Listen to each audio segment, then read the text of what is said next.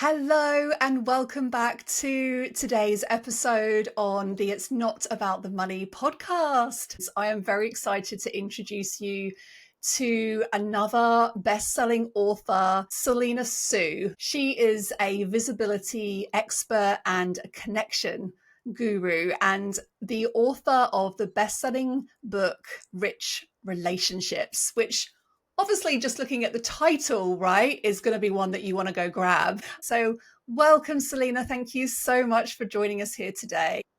My pleasure. I'm so excited for our conversation. And first of all, congratulations on your book. I know that it's a very painful, time consuming journey, but one that is filled with so much joy once it's all complete and out there and people are buying and enjoying it. So, congratulations to you. Thank you. Yeah, it's the best thing ever, but it was also the hardest thing ever. But now that it's birthed into the world, I'm just so excited to share it and promote it and yeah, have more people read it. Yeah, I love this scene. And I'm really curious, like, did the name just drop for you one day? Like, how long did it take you to come up with the title? The name did just drop for me. So I feel very fortunate. That being said, I've been thinking about writing this book for 18 years. So when it just dropped, I guess maybe it was like 18 years of just like micro moments and thoughts around the book. But when I heard the name or like it just dropped, I was like, this is it.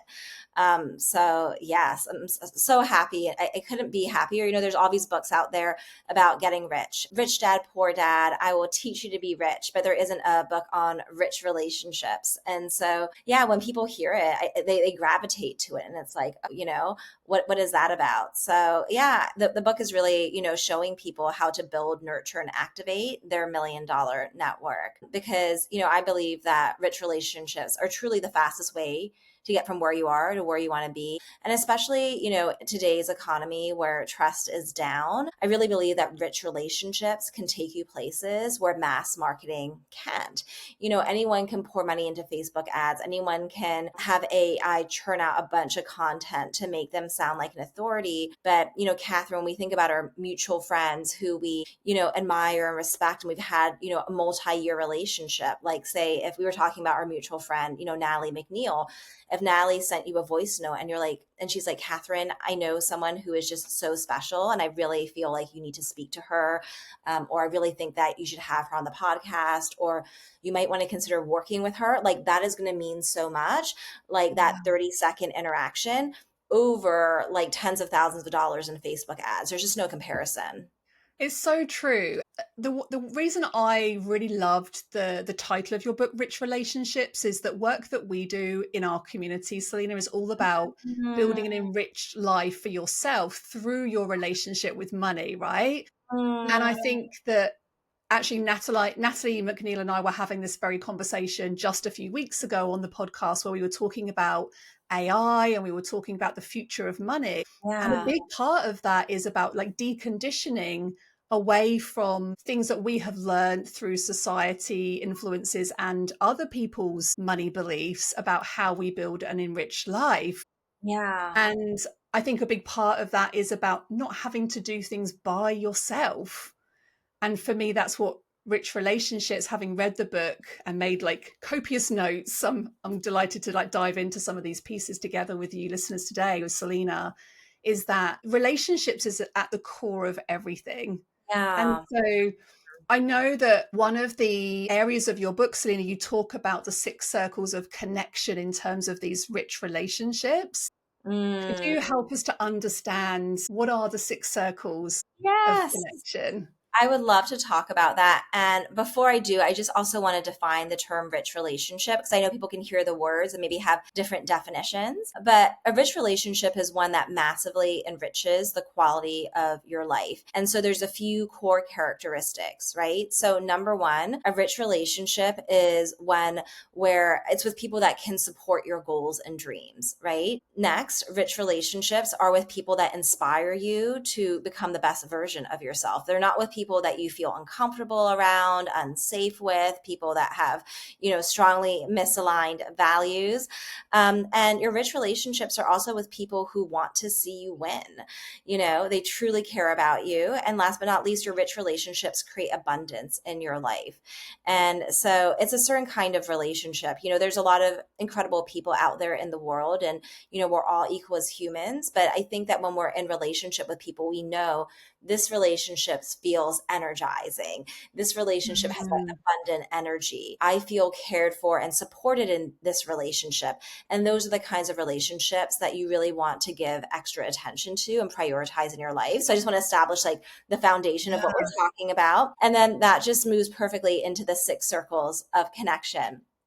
So, with the 6 circles of connection, when you think about your overall network, people will fall into one of these 6 circles. So, we're going to start with circle one. So, circle one is your innermost circle. And as you're listening to this, I want you to think about like, do you have a circle one? Do you, and some people don't, but for most people, they'll have like typically 1 to 3 people in circle one, potentially a little more. But these are your closest connections who are really on the pulse of what's happening in your life, like typically day by day. So this could be a life partner that you have. This could be maybe your very best friend who you are always talking to. It might be a business partner. In my case, I have a confidant in my life, someone that I hire. And I talk to her pretty much daily for like 30 minutes. And it's like the ultimate form of self-care.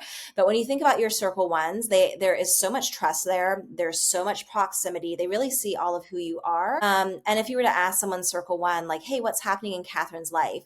They would have details. Like they would know a lot. It's not just like someone that is, maybe feels emotionally close, but they're not connected to what's happening regularly. So that's your circle one. So typically 1 to 3, but it could be 0. It could be, a couple more. And then next we have circle two. So circle two are your treasured connections. And so these are like soul connections. Again, people that you feel very comfortable letting them into your world and you have really meaningful conversations. You also feel that you're a priority to them. That's how you know that, they're in your circle too. If you were to reach out to them and text them and be like, hey, I need to talk to you tonight, a circle two would take that very seriously, even if they were busy, and think about how do I rearrange my schedule? When it comes to your relationships, you can count on circle one and two, and it's healthy to expect that you can count on your closest relationships. So for circle two, that would be your very close friends. That could be certain colleagues of yours. Perhaps some of your team members go into that circle two category. Maybe certain mentors or confidants could potentially be in circle two. And so for most people, that's typically about half a dozen to 2 dozen people, but it's a smaller, tight knit group. Then we go to circle three. So is there something that you want to share around that? I have I have a whole bunch of questions, but the first one that I was thinking about is, would you include yourself in circle one in terms of a rich relationship with self, or does that come somewhere else? Yeah, I would say the circles is where you put other people in. That being said, you could put yourself in the circles. And it's interesting because, in the book, Rich Relationships, which I know you've been reading, like we talk about the number one rich relationship is the one that you have with yourself. And I would say that, like, as I get to, know more and more people on a deeper level, and not everyone does have that good relationship with themselves. Like, there was a time when I didn't have that good relationship in terms of like listening to my needs or even being honest with myself. Not that I was trying to not be honest, but I don't think everyone always has the emotional maturity or the skills to like really look at themselves and see themselves and accept themselves and love themselves. And so, yeah, with like the circle Yeah. ones and twos, you do feel like you are fully being expressed. So there are some people who maybe, and I get it for a variety of reasons, whether it is their cultural background or traumatic experiences, they're very guarded and people don't really see who they are. And so that's Mm. why I'm saying some people might not have a circle one, because if you're someone that's always hiding or concealing or not expressing yourself and people don't see all aspects of you, then it's kind of hard for that to be a circle one relationship. Yeah, the reason I was asking as well is that a lot of our listeners, Selena, are working on their relationship with self. And as you were describing those circle one and circle two people, I was kind of in my head drawing circles around that for myself. And like you, Selena, a few years ago, I don't think I would have felt the like deservedness to be able to have those people in my circle, because I felt like I was so busy looking after everybody else in that relationship and it being very overgiving and not actually feeling deserving of receiving help in that circle. Have you found that within conversations that you've had with people as well? Yeah, no, we definitely want to dive into that later. And we'll do like a self-assessment with everyone listening, because I find that Great. the activation piece, which means receiving from your rich relationships, tends to be the hardest thing for people, for a Amazing. variety of reasons. So we should absolutely discuss that. Great. Let's dive into that after completing these circles then. So circle one is your kind of confidants, circle two, your kind of your close friends, maybe people in your team, people that you would change their calendar so that they can Yeah. connect with you. Yeah. So we have one exactly. So innermost and then treasured connections. And the third circle is your active connections. And so your active connections, this is going to be a wide variety of people that you know. And you would feel like they're a true friend, a colleague. There's really three things to filter whether they belong in circle 3 or circle 4. So it's the 3 R's. So the first R is respect. Are they someone that you respect? Along those lines, do you admire them? Do you feel safe around them? Right? Is there kind of that kind of ease, right, in the connection? And then the next R is recommend. So are they someone that you feel comfortable recommending to others, whether it's a colleague and you're like, oh, this person is, great at what they do and you know that they are a professional, or if it's just more even like connecting friends to each other, do you feel good like making those introductions, feeling like this is a great like standout person, right? And then the last R is responsiveness. So sometimes there are people in our active network and we maybe think that we're closer to them than we are, but if we have to do a lot of work, if we have to like chase them to get a response, I mean, yes, people are busy, but if it's just like so much work, they're not really like a true active Mm, relationship. So an active connection is someone that, isn't necessarily like the top priority, because that's 1 and 2, but they are people that you would make time for, that you would respond to, people that you would invite to the party, people that you would include in things, people that you would kind of share with others. So that would be your circle 3.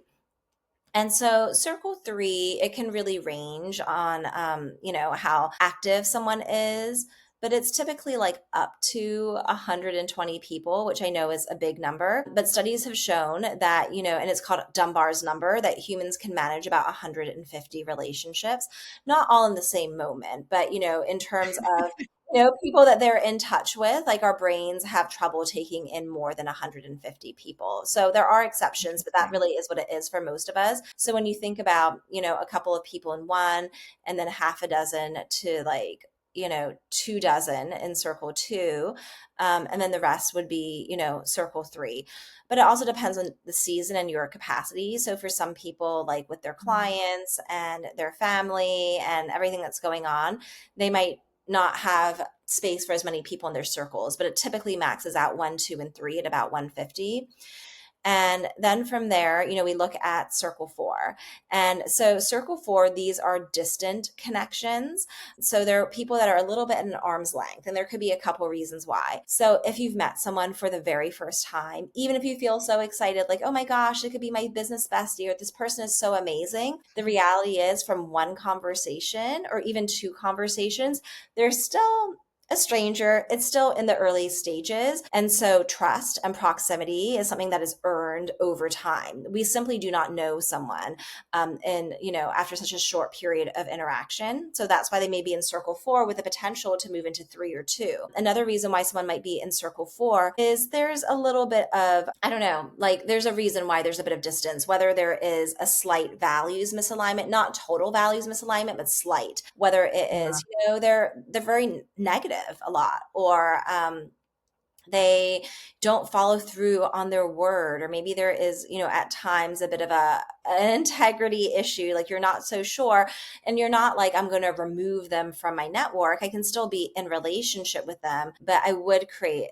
a little bit of distance. It just feels better. And then another reason why people might be in your circle for is, whether it's for them or for you, there's a capacity issue. And, you're not able to give them that circle 3 treatment where, you can be responsive and there is that attention, right? So after circle 4, we have circle 5, and these are disconnected connections. So someone might be in circle 5 because perhaps they have betrayed you and a line has just been crossed and it's not a healthy relationship. This doesn't feel good for you. It feels uncomfortable for you to be in rich relationship or active relationship with them. Or it could be someone that's never done anything to you, but they have done things to your friends and colleagues, and maybe they have a reputation and you're like, this person's litigious, this person is harmful, this person is dishonest, and you don't have any desire to get into relationship with that person.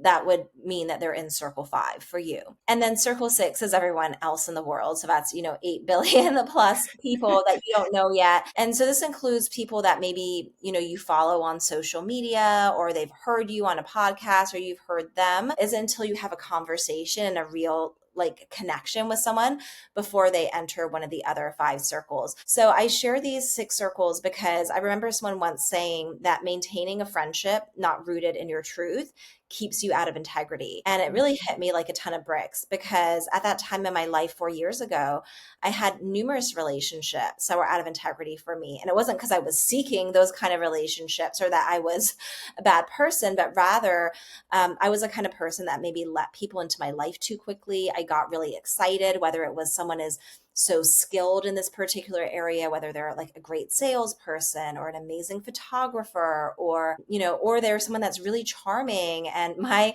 love language, number one, is words of affirmation.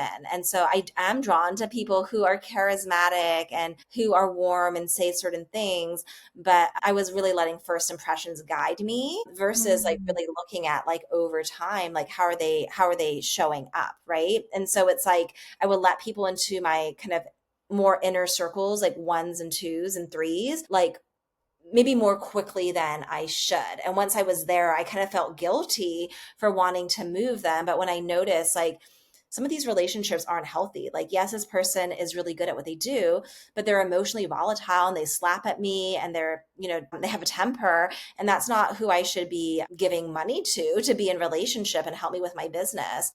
Mm.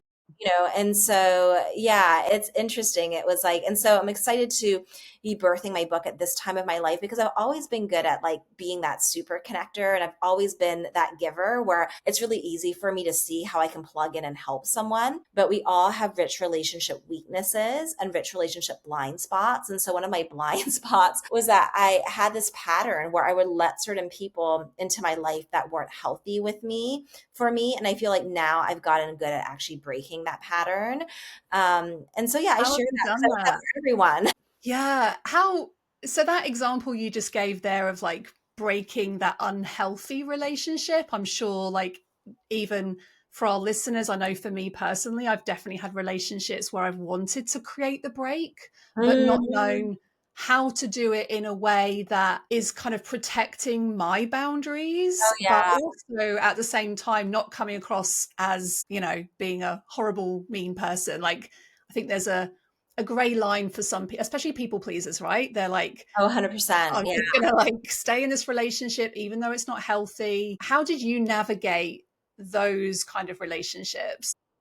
Yeah, I mean, it is very case by case. So there's different things that you can do. For example, there may be certain people that you're giving circle 2 access to where you're making them a priority, you're dropping things, but the relationship doesn't feel energetically abundant. Instead, it feels draining Mm. and misaligned. And so one small thing that you can do is just catch yourself when it's like a reflex, like give and react and like support, and it's like I'm treating them like a circle 2, but I actually don't want them as a circle 2 in my life. And it might even be waiting a day before you respond, or instead of Mm. giving them, like 10 out of 10 support, maybe it's 6 out of 10 or 4 out of 10 or whatever it is. And they'll feel the shift and you'll feel the shift over time. And then just things adjust. And it's just a relationship where they're still in your life, but they don't have the level of access and proximity to you that they once had. So that's something that you can do. Another thing, I mean, there's so many different things. There have been times where I've had to like literally have conversations with people and like formally,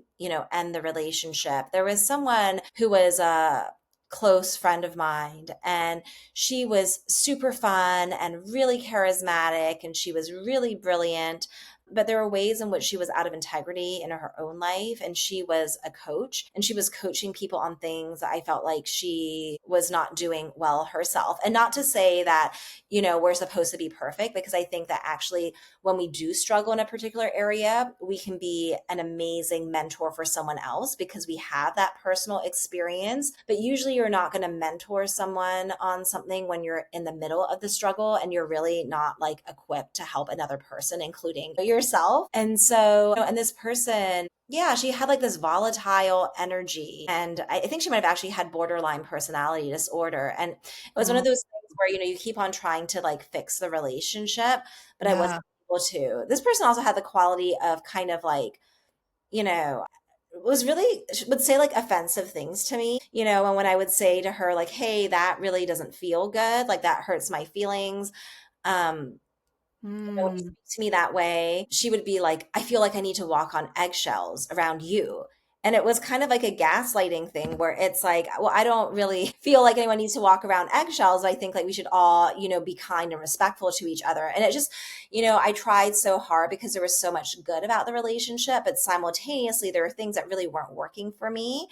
And at a certain point, I just had to write the person a letter, with love, but just saying like this relationship, we've both been trying so hard, but we keep on coming back to the same place. And I really want to give you the space to pursue relationships that feel fulfilling and easy. And I need to do the same for Mm. myself. And I'm grateful for everything. But I think that this, relationship served an important season, and I have so much gratitude. And I also just feel complete in our connection. And I've never actually written a letter like that before, but I really had to for that particular situation. How did that person receive the letter? Did they write back? I don't even remember. They might have written back. I feel like there were so many like in between backs and forths. So there were definitely Mm. some writing backs. But I think for that final message, I think that she didn't. Yeah, I think she It didn't. reminds me, I'm just looking at my bookshelf now, like it reminds me of, I was just looking at the title. Elizabeth Day, the author Elizabeth Day, she wrote a book called Friendaholic. And Oh, interesting. yeah, I bought it from one of my very good Circle One friends last Christmas, Beautiful. and she returned the book to me to read. I hadn't read it myself actually, but I'd read lots of great reviews about it. And when my friend passed it back to me, she's like, "You have to read this book because it talks about friendship relationships in particular and how we have seasons of relationships, and some friendships just aren't meant to be lifelong relationships." And I think it really speaks to a core element that's in your book, Selena, about the lifetime of relationships. I think sometimes we expect relationships to be in our life all the time, when Right. some relationships just aren't meant to be for life, right? But we've grown up with this very like fairy tale life of, you have a soulmate or you have a best friend, and sometimes if that doesn't happen for you, it can leave you feeling a bit unfulfilled in your relationships. Yeah, no, that's so true that, relationships change and evolve as you evolve. I mean, it is nice because I do think that some relationships can certainly last a lifetime, but not every relationship is going to be that for sure. Yeah, I've definitely learned a lot about myself in that relationship piece with I was diagnosed 2 years ago with neurodivergence. And one of the things I learned about myself is that actually growing up, I found friendships very difficult because as soon as someone did something that felt unjust, to me, Oh, I was like, I'm not your friend anymore. Like what you've done is not fair. You've been unkind to another person. So my justice value would kind of come up.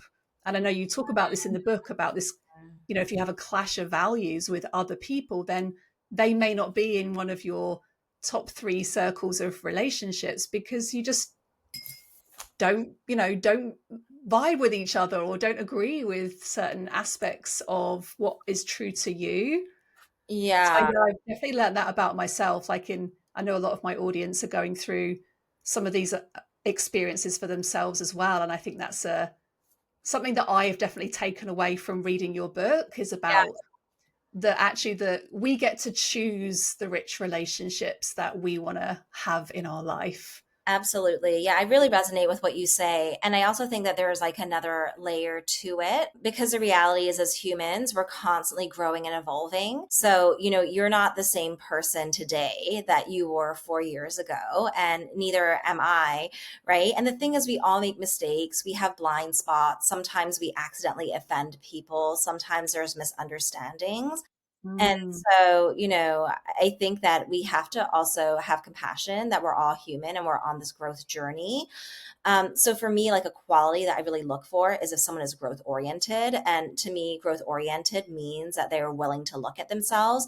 If someone gives them a piece of constructive feedback, even if it's not the most comfortable thing, they will take the moment to self reflect and consider, is there something different that I can do?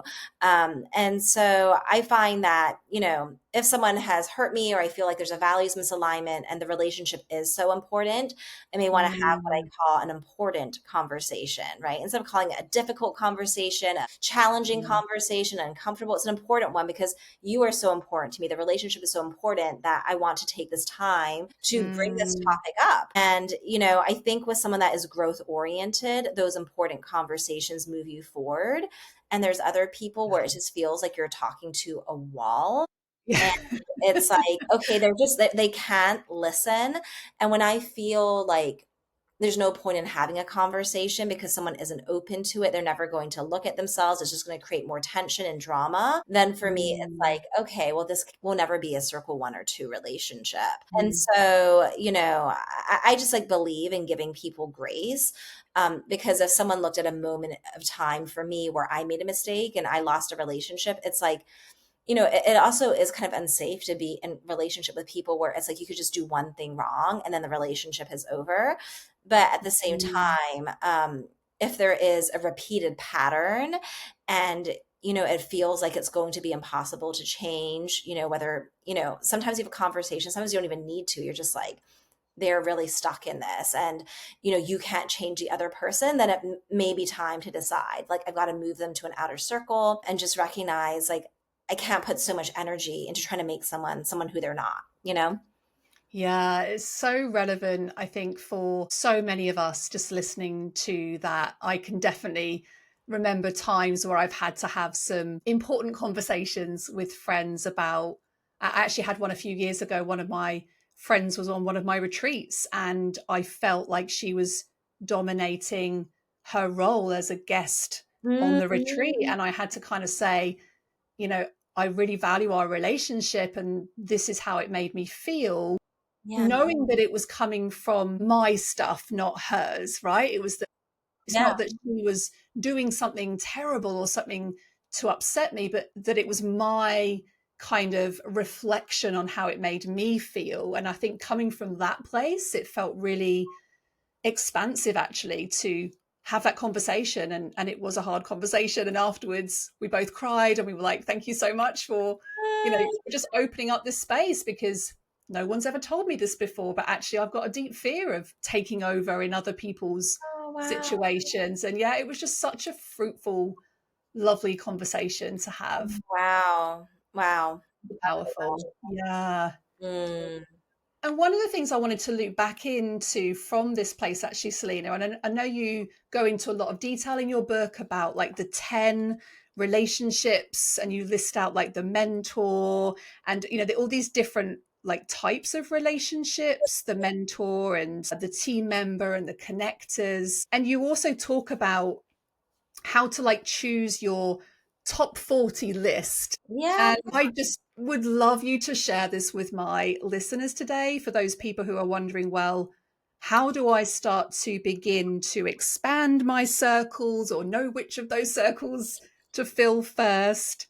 So tell us about the top 40 list. Yeah, absolutely. So, when it comes to our rich relationships, it is important to prioritize, what are the relationships that we pour more time and energy into? And during different seasons of life, different things are important to us. So, for all of us, we have goals and dreams in a certain direction that we are going. And so, our richest relationships are going to be able to support us with that. So, to create your top 40 list, you've really got to get clear on what are your top 1 to 3 goals, right? And there's different kinds of goals. There could be financial goals. There may be goals around the impact you want to make, the lives you want to transform. There could be visibility goals, quality of life goals, goals around the team and the support you have around you, goals around systems, goals around personal and professional growth, with your skill set and so forth. So, I would say the first thing is just to like do a big brain dump of your goals and then kind of go back and get clear on what are the top 1 to 3 in this season. And then you want to build your top 40 list around it. So when it comes to managing rich relationships, I think it can be very overwhelming when we think about, over the course of our decades of life, we have encountered multiple thousands of people, but we cannot be nurturing relationships with multiple thousands of people.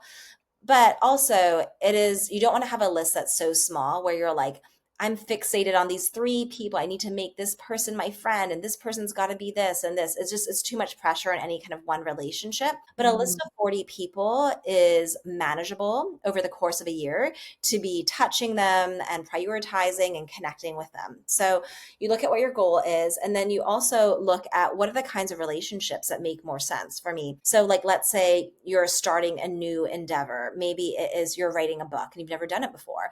Well, then maybe the kind of person you might need to meet is a mentor who has figured that out. But then maybe once you're like close to finishing writing the book, you're in a place where you might want to meet with more super connectors or promoters, or maybe there's a season in life where you're reinventing yourself and you really need to have a confidant that you can speak to about this. Maybe you need to build more relationships with peers who are also on that path of reinvention. So we talk about 10 different types of relationships, and based on your season, based on, where you're headed, there's going to be different rich relationships that are going to be more aligned. And then when you look at your top 40 list, so I recommend kind of splitting it into 2 parts. So the first part is rich relationships that you already have, right? It would be people in your 1 to 3. These are people where there is a closeness, where you do feel that, they're responsive, they care about you. And so typically, like maybe 20 to 30 people will be people you're already in active relationship with. But the other thing that we know is to grow the most expansive, abundant network. It's not about only talking to the people that you already talk to all the time. It's about expanding it with new people. So in some cases, it's like, I need to meet a new community of people. I need to meet other authors. I need to meet people that are higher level clients or higher level peers, but they're not in my existing network. I might need to join a mastermind group. I might need to, attend certain events to expand my network, right? So that's where the other, maybe like 10, 20, or 5 come from. And, I recommend that people look at their lists one time a month. You can certainly do it more frequently. You could print out the list, but at least one time a month, take a look at it, because you might have someone there where you're like, actually, I want to move them off the top 40 and move someone else in there. So it's meant to be a dynamic, living and breathing list. But the Mm. reality is out of sight, out of mind. There may be someone in your heart that you really care for, someone where you're like, there is so much synergy and an abundant energy. But if you never think about them, you never reach out to them, well, you're not nurturing that relationship. So yeah, again, to write their top 40 list, which includes people that are in their circles 1, 2, and 3, but then also have space for people that are in circle 4 that but you want to get to know better, and even have Yeah. space for like brand new relationships, which would be circle 6 relationships that eventually become perhaps a circle 3. Yeah, when I read your list, Selena, I use Asana in our business, like a project management system. We systemize everything. And my word of this year, I forgot to share this with you at the start, was relationships. Oh, Like it was my beautiful. one word for this year. And it very much aligned in with my astrological chart as well for this Oh, year. wow. Yeah, and so I have, like, on Asana, I have my circles on there from your book. Like when I read your book, I was like, how do I systemize this? How do I visualize this for myself? And then I was like, right, who's already in this relationship column? Who can help me in this relationship space?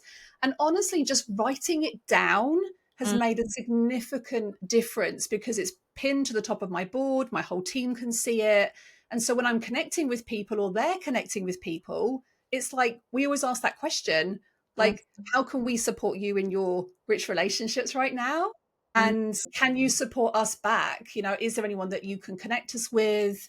And honestly, it's as we're recording this in July, and it's made such a big difference to our revenue of building relationships, rich relationships with people. It's made a difference in terms of hiring team members, like in Mm. every single area of my life, I would say. So I just wanted to share that because if you're listening to this on the podcast, go write it down, like put it on your project board, write it on your vision board, like get it on paper, because I do think that that makes a big, big difference to how you review and consider your rich relationships. Yeah, absolutely. Oh, I love that you do that. Geeking out on the rich relationships piece for sure. Is there, just finishing off that piece then, Selena, is there anything that you see, like what are the biggest mistakes that people make when they're trying to build those rich relationships? Where do people go wrong?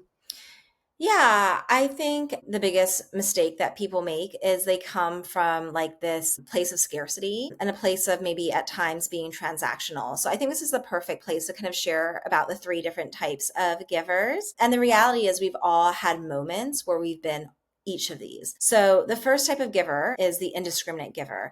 And so this is someone that gives from a place of, I am not enough. I want to prove myself. I want you to like me. An indiscriminate giver centers other people and their needs, and they lose themselves in the process. And oftentimes they are volunteering and, offering to help in particular ways. But because they've overextended themselves and lost themselves, they actually get angry and resentful. And so that can definitely hurt your rich relationships. The next type of giving is transactional giving. So that is, I'm going to give something to you if I can know that I'm going to get something back in the short term. And a lot of people do not desire to be in transactional relationships. And it also limits the abundance that can come into your life. And then last but not least, we have the rich givers. And so the rich givers are people that operate from a place of relaxed abundance, where they have a lot to give and they know how to take care of themselves while also pouring into other people. And so Mm. rich givers are people who are intentional. They know, what are the relationships I'm going to prioritize? What am I going to pour into? What are the relationships that have an abundant energy and that feel good for me? And so really the book Rich Relationships is teaching people how to be a rich giver. But the first sentence in the book is, one rich relationship is more valuable than 100 casual connections. So the book is not about running yourself ragged, overextending yourself, depleting yourself. This book is about caring for yourself and also caring for the relationships that matter most. But in order to do that, you need to be able to discern, where do you pour your time and energy? Because the reality is, it is limited. It can't be for everyone. It can't be for the multiple thousands of people. Not everyone gets that same proximity and access and time and attention from you. And I do think that this is also just connected to this energy management piece. That is a big mistake. I think that a lot of people, and I understand like life can be challenging at times, don't know how to manage their energy overall. And I think that if you are someone that is feeling very overextended, and for good reason, right? But you're run ragged, you're maybe on the verge of a nervous breakdown, which as entrepreneurs we all have those moments. But the thing is about, like, we have those moments, and how do we move ourselves out of those moments? How do we take care of ourselves? But if you find yourself where you're consistently like, I've got no time, I'm overwhelmed, I've got a short fuse, it's really going to be hard to let anyone else into your life in a meaningful way, because actually you need to really prioritize and take care of yourself. But until you've taken care of that relationship, you can't really be Yeah. available for other people. And part of that is knowing when to say no Yes, to yes, yes. things, right? So good. And part of that as well is also understanding, like something that comes up a lot for our audience, especially around money, is like the enabler. So we have like a money story types quiz in our business, and one of them is the enabler. Like it's the fawning psychology, right? It's where we people please, we overgive, we overshare. And I know that saying no is definitely Mhm. something that is super important so that we don't go into this like feeling of resentment in relationships. Mhm. And I know that you have some scripts that we're going to pop a link in the show notes actually Yes. to this, because I think there's a great script in there that really helps to hold those boundaries. You know, those multiple email requests that you get to say, "Can I come on your podcast?" And you're like, you want to say no, but you don't know how to do it. Oh, yeah, absolutely. Yeah. So when people read the book Rich Relationships, like people consistently say, I am obsessed with the scripts because so much of relationships is about communication, but sometimes we just don't know the right words to say. How do we say no without damaging the relationship? Or how do we Mm, initiate a relationship with a brand new connection? yeah, How do we nurture a relationship and stay in touch? And also, how do we activate a relationship and make asks in a way where we are actually inspiring people to say yes? And so, it's a thick book. There's a lot in there. It's truly a manual for building rich relationships with scripts throughout. And so, what I did is I compiled all the scripts in one place. it's so good. Yeah. And so it's they can get, anyone can get the scripts at richrelationshipsbook.com/scripts. And there's over 20 scripts to help you with all kinds of situations from making asks, like asking for a testimonial, asking for a client referral, asking for an introduction, to also how to turn down offers without damaging the relationship and so forth. And I would love to just share like a few key phrases I think might help people. Yeah. So, for example, when you want to say no to people, a phrase like basically the psychology and the main idea is that we understand that for someone to make an ask, it's already scary for them. And the fact that they're asking you something means that they value, they respect you, they want to be liked by you. And so, even if it's a no, we want to do it in a compassionate way that really honors and celebrates the relationship.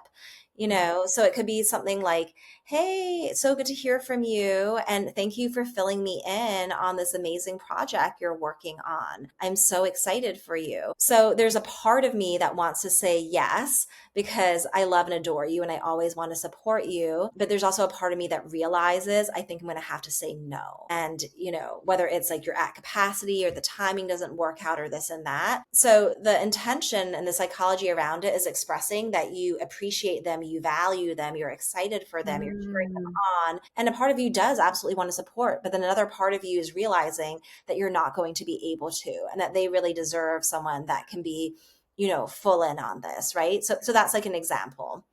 Yeah, I love that. And that speaks very closely to, so one of the modalities that I've spent a lot of time around is internal family systems. And with Mm, internal family systems, it's about recognizing these parts of yourself that show up that want to be heard. And, we talk about it obviously in the context of money and these different parts of us. And I just love what you just shared there, Selena, because it was like, well, there is this part of me that wants to say yes. If my calendar was a bit freer or I hadn't already committed to these other things. But in this situation, I'm really sorry, I'm going to have to say no. I wish you all the best, with your events, and I think it leaves that relationship open then. And it also kind of, what's the word I'm looking for? Like it's just really giving and like compassionate, I think. The same goes with, I love the script that you've written around like how to chase somebody for the sale, or, how to yeah. somebody without feeling pushy and without feeling horrible. And I think that parts analogy of, there's a part of me that wants to just, ring you and say, do you want to proceed with this? And there's also a part of me that's afraid you're going to say no. Yeah. Yeah. No, I think it's powerful when, yeah, you kind of share how you're feeling about it. It's like, yeah, maybe the answer is no or whatever, but yeah, hearing the Mm, other side. So they can see your perspective. yeah, so great. Oh, I feel like I could talk to you for many, many hours, Selena, Oh, on you're so kind.